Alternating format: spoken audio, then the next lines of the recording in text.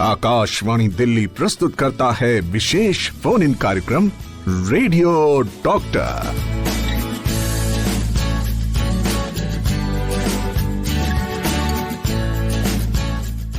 Rainbow 102.6 megahertz की frequency पर आप जुड़े हैं अपनी दोस्त आरती मल्होत्रा के साथ और समय हो चला है आप सभी के साथ उस प्रोग्राम का जिसका रहता है आप सभी को बहुत ज्यादा इंतजार। और इंतजार दोस्तों हमें भी रहता है और रहे क्यों ना, क्योंकि ये वो प्रोग्राम है हेलो हेलो रेडियो डॉक्टर। जी हाँ, ये वो प्रोग्राम है जो लेकर आता है आपकी सभी समस्याओं का समाधान, यानी आपकी जितनी भी प्रॉब्लम्स होती है, जितने भी क्वेश्चंस होते हैं किसी भी सब्जेक्ट रिलेटेड, जैसे हम बात करते हैं। और हर रोज हम अलग अलग सब्जेक्ट्स पर आपके साथ बात करते हैं और हमारे एक्सपर्ट्स हमारे साथ मौजूद रहते हैं और आपकी सभी क्वारीज को सॉर्ट आउट करते हैं। किन किन माध्यम से? जी हाँ, आप हमें फोन कर सकते हैं, आप हमें मैसेज कर सकते हैं हमारे व्हाट्सएप नंबर पर, जल्द बताऊंगी मैं। लेकिन उससे पहले मैं स्वागत करना चाहूंगी हमारे स्टूडियो में मौजूद हमारे एक्सपर्ट का। आज हमारे साथ स्टूडियो में मौजूद हैं डॉक्टर के दीपक, जो कि HOD है फिजियोलॉजी डिपार्टमेंट एम्स से। सर, आपका बहुत बहुत स्वागत करना चाहूंगी मैं हमारे स्टूडियो में। धन्यवाद जी। और जैसे कि दोस्तों आज का टॉपिक है, जी हाँ, बहुत ही इंटरेस्टिंग टॉपिक है, क्योंकि इंटरनेशनल डे ऑफ योग मनाने वाले हैं हम। और योग है सभी समस्याओं का समाधान, यानी हर चीज का निवारण। अगर आप योग को फॉलो करते हैं, योग करते हैं, तो हर चीज का समाधान हो जाता है। आज हम आपके लिए लेकर आए हैं टॉपिक स्पेशल योग फॉर डिप्रेशन एंड स्ट्रेस। और इस टॉपिक पर बात करेंगे आज हमारे एक्सपर्ट्स के साथ, जो कि हमारे स्टूडियो में मौजूद है के दीपक जी, और जानेंगे कि किस तरह से योग, स्ट्रेस, एंजाइटी, डिप्रेशन, ये इतने बड़े बड़े 3 राक्षस जो हमारे आसपास घूमते रहते हैं, इनसे किस तरह से निवारण पा सकते हैं, कैसे इनसे छुटकारा पा सकते हैं। लेकिन सबसे पहले तो मैं आपसे ये जानना चाहूंगी, क्या ये तीनों वाकई इतने बड़े शब्द हैं कि इनसे डर कर जिंदगी पे एक स्टॉप लग जाना चाहिए? सभी श्रोताओं को मेरा नमस्कार। ये आपका क्वेश्चन बहुत अच्छा है। ये जो 3 जो शब्द हैं, जो व्याधि या जो रोग बन गए हैं, एक्चुअली ह्यूमन ने खुद ही क्रिएट किए हैं, हम लोगों ने खुद ही क्रिएट किए हैं, और वो मैनेजेबल है। यदि आप पॉजिटिव हैं तो इन सब से मैनेज कर पाएंगे, निकल कर पाएंगे। कई लोग इनसे अच्छे से निकल के आए हैं, तो इसलिए इनसे डरना नहीं चाहिए, इनसे मुकाबला करना चाहिए। और आप सब में शक्ति है, आप सब लोग ह्यूमन हैं, आप सब में शक्ति है कि आप इनसे, डिप्रेशन से, आप एंजाइटी से या स्ट्रेस से, सबसे निकल सकते हैं। दूसरी महत्वपूर्ण बात है, काफी सारे ये चीजें तो आपने खुद ही प्रोड्यूस की हैं, आपने खुद ही उनको पाला है और पैदा किया है, तो क्योंकि आप ही ने पैदा किया है तो आप ही उसके मास्टर हैं। ये तो पहली बात हुई। दूसरी बात है योग की, तो योग है बहुत पावरफुल टेक्निक है, एक ओल्ड टेक्नोलॉजी है which is now well proven, बहुत एविडेंस अवेलेबल है, और स्पेशली एंजाइटी, स्ट्रेस के लिए तो बहुत ही बिल्कुल रामबाण है। जी, बिल्कुल ठीक कहा आपने। और ये वही चीजें हैं जो हमने अपने अंदर कहीं ना कहीं अपने दिमाग में बिठा लिया है और इनसे डरने लगे हैं। डरने की बात नहीं है, क्योंकि भागती दौड़ती जिंदगी है।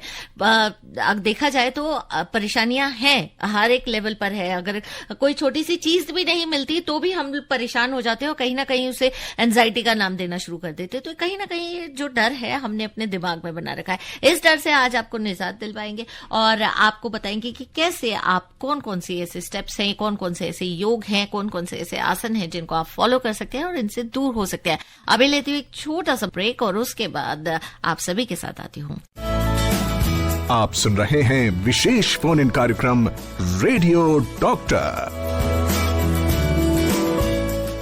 वेल, जब इन छोटी छोटी आशाओं के साथ हम उलझ जाते हैं, तभी हम बहुत सी ऐसी चीजों का, परेशानियों का शिकार बन जाते हैं जिन्हें हम एंजाइटी, डिप्रेशन और स्ट्रेस कहते हैं। और इसी स्ट्रेस को भगाने के लिए आज रेडियो डॉक्टर में हम हैं आपके साथ। और सर, मैंने जाने से पहले आपने हमें बहुत अच्छा बताया कि किस तरह से इन बीमारियों को हम खुद ही पैदा करते हैं, खुद ही पालते हैं, खुद ही पोसते हैं और फिर खुद ही इनसे लड़ते हैं। और लड़कर जब थक जाते हैं तो इनके साथ कोप अप करना शुरू कर देते हैं, इनके साथ जीना शुरू कर देते हैं, जो कि गलत है, नहीं होना चाहिए। हमें समय से अपने एक्सपर्ट के पास, डॉक्टर्स के पास, कंसल्टेंट के पास कंसल्टेंसी लेनी चाहिए और परामर्श लेने से हर बीमारी का हल होता है। तो अगर मैं योग की बात करूं, योग एक ऐसी पद्धति है जो हजारों साल पुरानी है। ये एक देन है हमारे पूर्वजों की, जिन्होंने हमें दिया है। और इसे कहते हैं कि खाली शारीरिक नहीं, मानसिक जो पूरा जो बैलेंस है लाइफ के अंदर, वो आता है।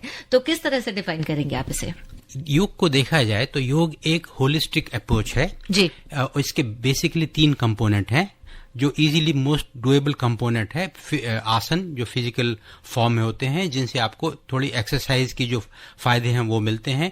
सभी लोग, कोई लोग आसन कर सकते हैं। नाउ कॉमन योगा प्रोटोकॉल है गवर्नमेंट इंडिया का, उसको आप फॉलो कर सकते हैं, किसी एक्सपर्ट का ले सकते हैं, इजीली डुएबल। और उसमें योग में हमेशा एक प्रिंसिपल होता है, जितना आप कर सकते हैं उतना कीजिए, क्योंकि जितना आप कर सकते हैं उतना करेंगे, अगले दिन उससे ज्यादा होने की कैपेसिटी अपने आप बन जाती है, तो आप अपने आप आगे बढ़ते जाएंगे। तो ये तो हुआ फिजिकल आसन का हुआ। दूसरा है प्राणायाम।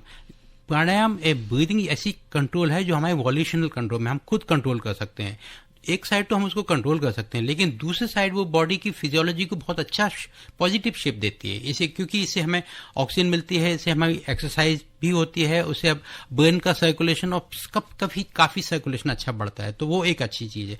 ये दूसरी पद्धति हो गई, 2 सिस्टम हो गए। तीसरा सिस्टम है माइंड मैनिपुलेशन और माइंड को कैसे कंट्रोल करना। तो जो मेडिटेशन है, और मेडिटेशन के साथ बहुत सारी ऐसी क्रियाएं हैं, शवासन हुआ, रिलैक्सेशन हुआ, बहुत सारी ऐसी क्रियाएं हैं जिनसे आपको रिलैक्सेशन मिलता है। तो रिलैक्सेशन हुआ, मेडिटेशन हुआ, ये एक्चुअली परफेक्ट एंटीडोट है एंजाइटी का या फिर और बाकी और चीजों का।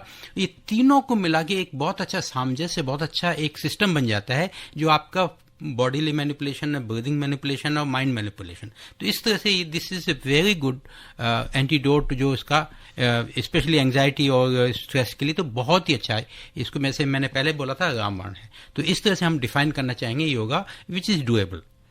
और योग की अगर आप बात करें तो स्ट्रेस मैनेजमेंट के साथ एक्चुअली हेल्प किस तरह से करता है, कैसे क्योर करता है? योगा इसलिए हेल्प करता है क्योंकि जब स्ट्रेस होता है आपकी, तो आप चिंता में होते हैं, आपको टेंशन होता है। जब चिंता में टेंशन होते हैं तो आपका जो एक बैलेंस होता है, जो आपका रिलैक्स्ड वर्सेस टेंशन, तो जो टेंशन होती है वो बढ़ जाती है। उसको हम लोग मेडिकल की भाषा में बोलते हैं कि उसको सिंपैथेटिक टोन बढ़ गई है, उसका ब्लड प्रेशर बढ़ने लगा है, कभी कभी उसका हार्ट रेट बढ़ने लगता है, पसीना आने लगता है, और फ्रीक्वेंटली इनको होने लगता है। फिर जब ये होता है तो उसको नींद में भी तकलीफ होने लगती है, तो रात को बीच में उठ जाएंगे सडनली। फिर जब रात में उठ जाएंगे, नींद गड़बड़ होगी, तो हेल्थ का एक और पिलर है एक्सरसाइज, स्लीप हुआ, तो ये बहुत इंपॉर्टेंट पिलर। तो आपका स्लीप डिस्टर्बेंस हो गया।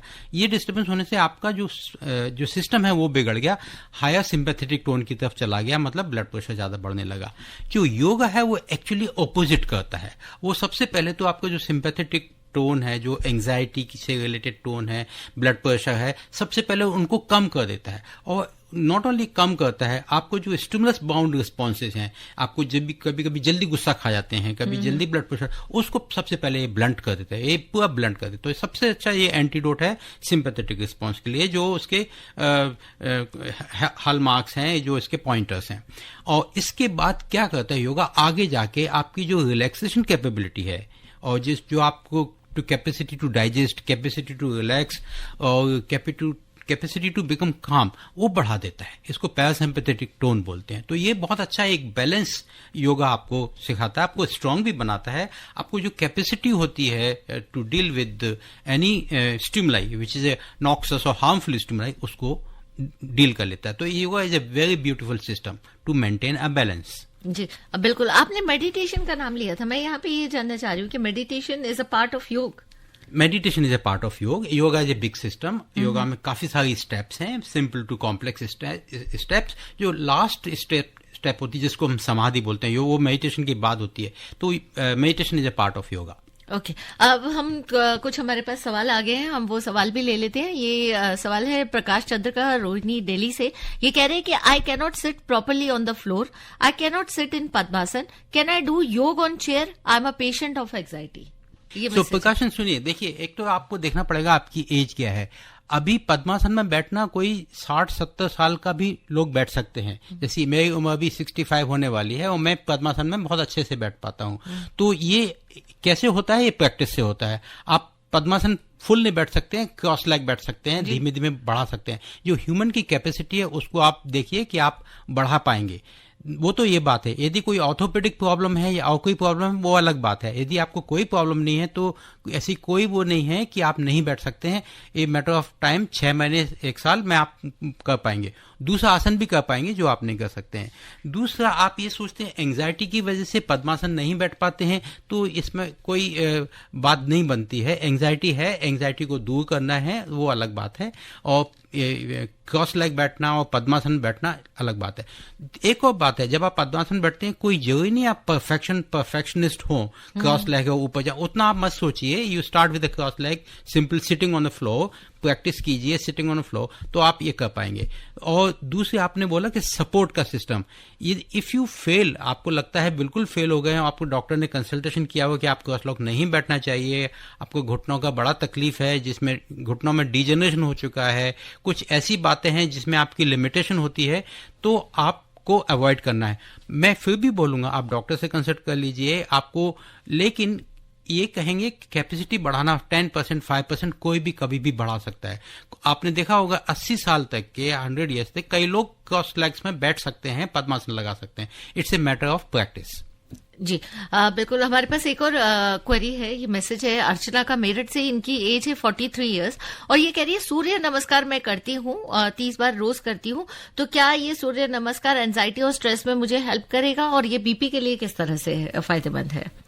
यदि आप सूर्य नमस्कार 30 बार करते हैं तो मैं मानूंगा आप काफी परफेक्ट हैं। और सूर्य नमस्कार में काफी सारे आसन हैं और उसमें डायनामिक है, स्टैटिक पोजेस हैं, और ये सूर्य नमस्कार लगभग सभी प्रॉब्लम्स के लिए एक अच्छा खासा डायनामिक एक्सरसाइज है जो योगा है, और वो उससे बहुत फायदा होता है। जहां तक आपने बोला ब्लड प्रेशर का सवाल है, तो आपको देखना पड़ेगा आपका ब्लड प्रेशर कितना है। आप यदि मेडिसिन लेते हैं कि कंट्रोल में है, तो यदि आप 30 बार कर पाते हैं तो आप करते रहिए कंफर्टेबली। प्रैक्टिस है तो 30 काफ़ी है, इसे बढ़ाने की ज़्यादा जरूरत भी नहीं है 48 की उम्र में। तो ये अच्छी बात है, करते जाइए। लेकिन ब्लड प्रेशर को कंट्रोल करना है तो आपको ये देखिए ब्लड प्रेशर किस वजह से, क्या वजह है, और यदि उस वजह को आप योगा के थ्रू कम कर पाएंगे बहुत अच्छी बात है। यदि नहीं कर पाते हैं, आपको पता लगता है कि ये है, तो आप मेडिसिन की हेल्प ले सकते हैं। लेकिन कोशिश कीजिए, आपका वजह पता कीजिए कि ब्लड प्रेशर की वजह क्या है, उसको कम कर लीजिए। जी आप बिल्कुल वापस आते हैं एक छोटे से ब्रेक के बाद। आप सुन रहे हैं विशेष फोन इन कार्यक्रम रेडियो डॉक्टर।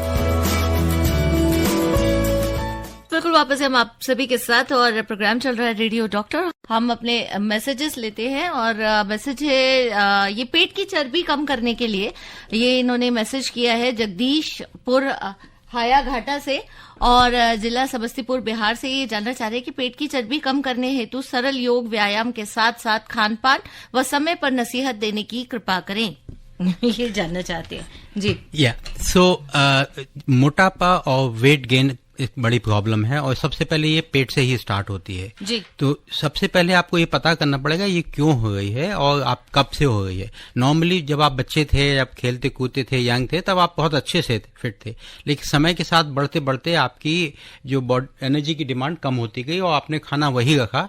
तो सबसे पहले तो आपको खान पान पे ध्यान रखेगा। यदि आप पहले मान लीजिए 4 चपाती खाते थे जब यंग थे और जैसे आप 40 साल के हो गए हैं तो 4 चपाती की जरूरत नहीं है आपको, वो उसको हाफ करना पड़ेगा। यू डोंट नीड इट और चाहिए भी नहीं, लेकिन आप क्योंकि खाते रहते हैं इसलिए तो ये हो गया।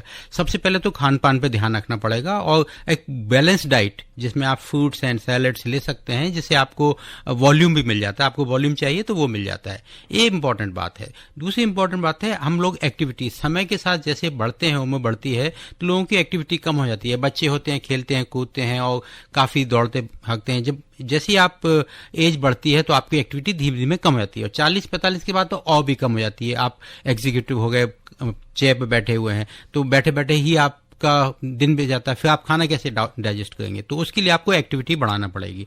जैसे कि नया फॉर्मूला है कि सिटिंग इज स्मोकिंग, इसका मतलब आप बैठे बैठे आप स्मोकिंग का बिहेवियर है, मतलब आप बॉडी को डैमेज कर रहे हैं और खाना भी डाइजेस्ट नहीं कर पा रहे हैं। तो इसलिए आपको अवॉइड करना, कट करना पड़ेगा सिटिंग का।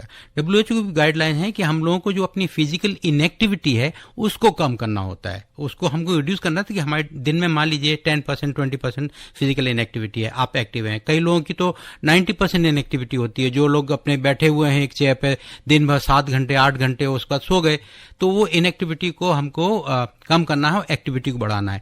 इसके लिए गवर्नमेंट ऑफ इंडिया ने फिट इंडिया प्रोटोकॉल बनाया है, गाइडलाइंस हैं how to make yourself fit.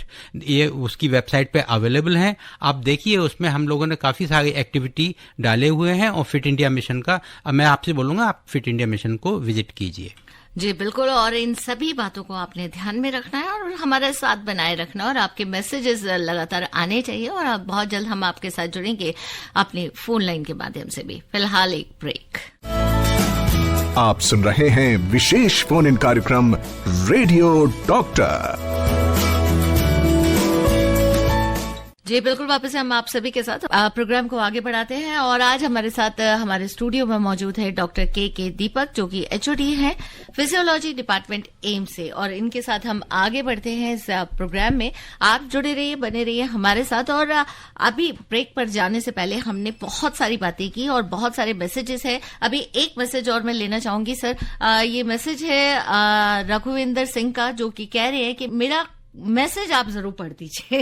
Okay, और ये जानना चाह रहे हैं कि डॉक्टर साहब से मेरा सवाल है कि योग करने के लिए मिनिमम और मैक्सिमम एज ये कौन सी होती है? Minimum maximum age? हाँ जी। योग करने के लिए मिनिमम मैक्सिमम एज कोई डिफाइन नहीं है, किसी भी उम्र के लोग कर सकते हैं। बचपन में बच्चों को भी सिखा सकते हैं और एज अपर लिमिट भी कोई नहीं है। हम लोगों ने 100 इयर्स तक के लोगों को देखा है योग करते हुए, वो हम लोगों के पास आते भी हैं। तो इसके लिए अगेन मैं आपको कहना चाहूंगा कि गवर्नमेंट ऑफ इंडिया ने फिटनेस इंडिया प्रोटोकॉल बनाए हैं, उसमें एक योगा एक इम्पॉर्टेंट कंपोनेंट है। वो योगा कंपोनेंट एजिंग पॉपुलेशन के लिए भी है। एक पॉपुलेशन के लिए 65 एंड अबव वो क्या योगा करेंगे और कौन सी एक्सरसाइज करेंगे फॉर फिजिकल फ्लेक्सिबिलिटी, वो हम लोगों ने डॉक्यूमेंट किया हुआ है। मैं आपसे गुजारिश करूंगा, मैं आप चाहता हूं कि आप उसको विजिट करें, देखें, पढ़ें और अपने को स्वस्थ बनाएं। हमारे पास एक ऐसा सवाल भी आया था, 82 इयर्स की एज थी और वो कह रहे थे कि मैं योग करना चाहता हूं और मेरे घुटनों में दर्द रहता है, तो किस तरह से वो कर सकते हैं? तो इसके लिए सलाह ये है कि घुटनों का जो ट्रीटमेंट है वो तो चलाते रहें। और सबसे पहले बड़ी बात है कि आप यदि 82 इयर्स के हैं तो ये शुभकामना है आपके लिए कि आप इतने साल तक आपका सर्वाइवल है, तो बहुत अच्छी बात है, ये खुशी की बात है। अब जहां तक बात है योगा करने के लिए, जैसा कि मैंने पहले भी बताया इस प्रोग्राम में कि 65 years and above means 100 years हो उसके तक के वो लोग क्या योगा कर सकते हैं और क्या प्रोटोकॉल है, ये हम लोगों ने एक किताब में इसको बनाया हुआ है और ये अवेलेबल है गवर्नमेंट ऑफ इंडिया की जो वेबसाइट है फिट इंडिया मिशन में जाइए या फिर आप गूगल सर्च में fit India protocol for ageing population कर दीजिए, वो कर सकते हैं। आप 82 के हैं, आप कंट्रोल करके आप बैठ के चेयर पे बैठ के जितना आप मूवमेंट कर सकते हैं close to that particular yoga, जैसे खड़े होके राइट साइड में झुकना, लेफ्ट साइड में झुकना, आगे झुकना, और जितना कंट्रोल करते हैं, जितना पेन ना हो उतना आप कर सकते हैं। जी बिल्कुल। आप सुन रहे हैं विशेष फोन इन कार्यक्रम रेडियो डॉक्टर।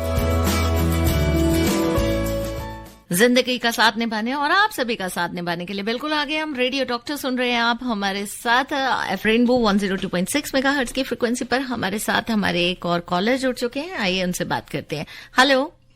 हेलो, शायद हमारी फोन लाइन हमारे साथ नहीं दे रही है, और लेकिन जब हमने इनसे बात किया तो फोन पर उनकी जो क्वेश्चन था, जो सवाल वो हमसे पूछना चाह रहे थे, वो सवाल यही था कि बुढ़ापा तो सभी को आता है, उम्र सबकी बढ़ती है, लेकिन बढ़ती उम्र के साथ और योग को अपने साथ रखकर किस तरह से फिट रहा जा सकता है?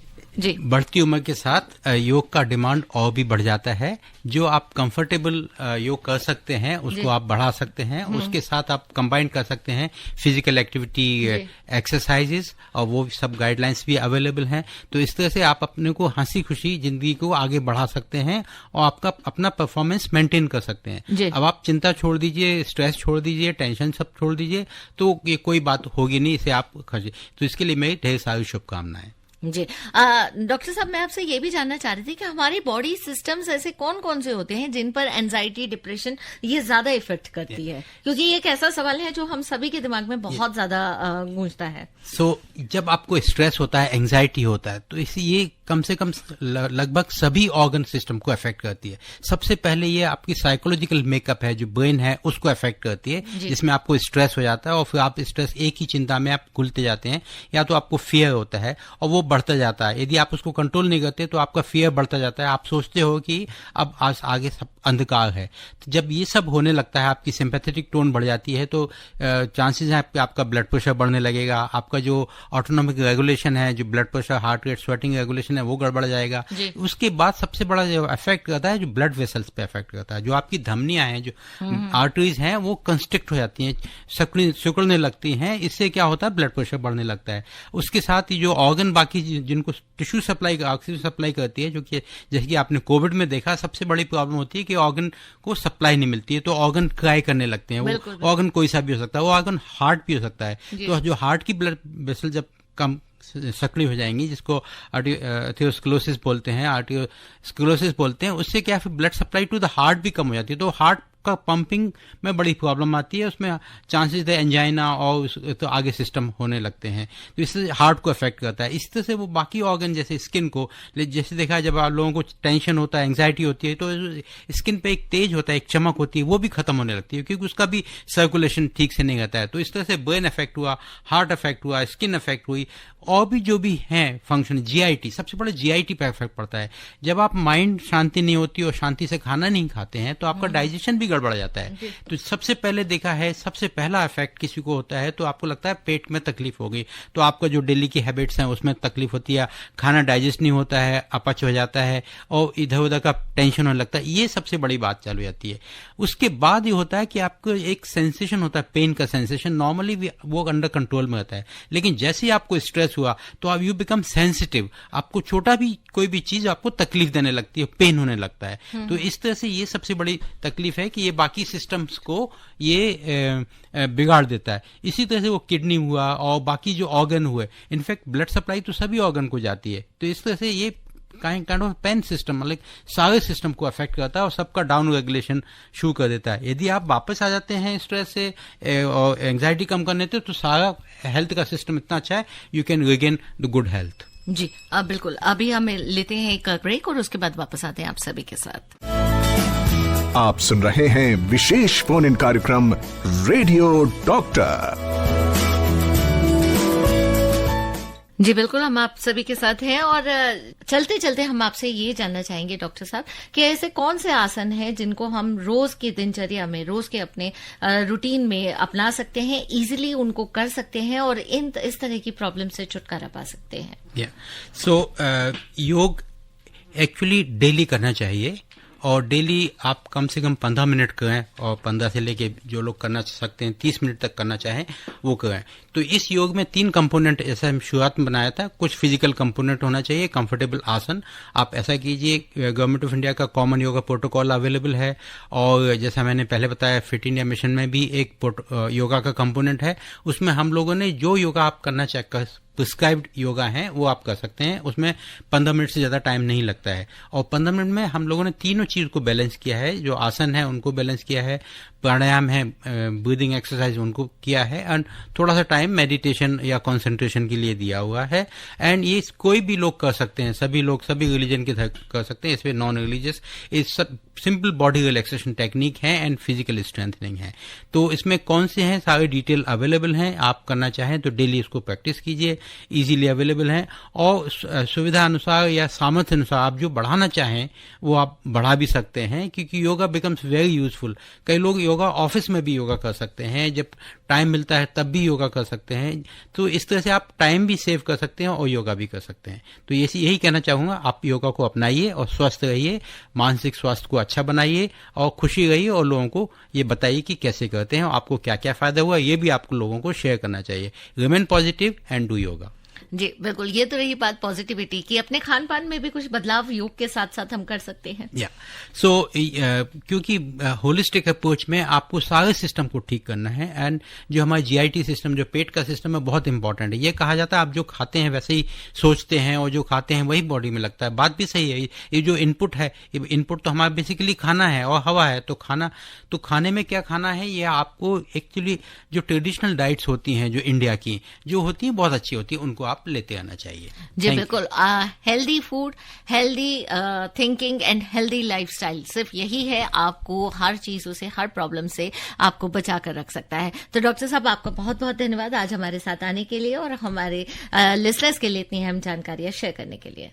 Thank you so much. तो आज से दोस्तों हमारे साथ डॉक्टर के दीपक, जो कि HOD थे फिजियोलॉजी डिपार्टमेंट एम्स से, और आज का जो प्रोग्राम है इन्होंने बहुत अहम जानकारियां दी।